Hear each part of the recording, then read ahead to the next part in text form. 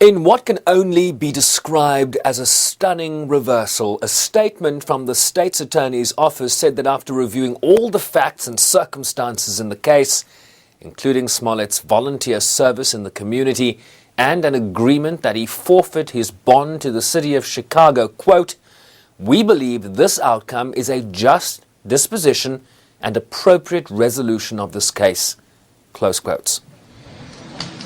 Smollett's bail was set at $100,000, of which he had to post 10% or $10,000 before his release from custody after his arraignment last month. It's unclear why the city would retain this amount. The actor appeared shortly after the judge allowed the dismissal. I've been truthful and consistent on every single level since day one. I would not be my mother's son if I was capable of one drop of what I've been accused of.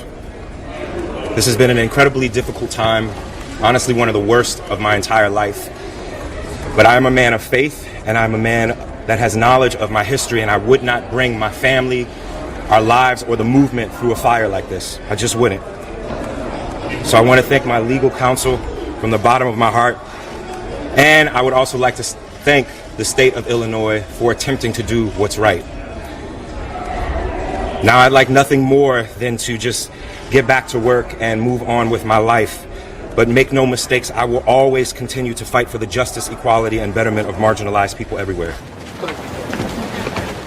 Smollett was charged in February with felony disorderly conduct for the alleged false report made to Chicago police on January 29th, in which he claimed to have been assaulted by two masked men who hurled racist and homophobic slurs, in addition to pouring a chemical substance over him.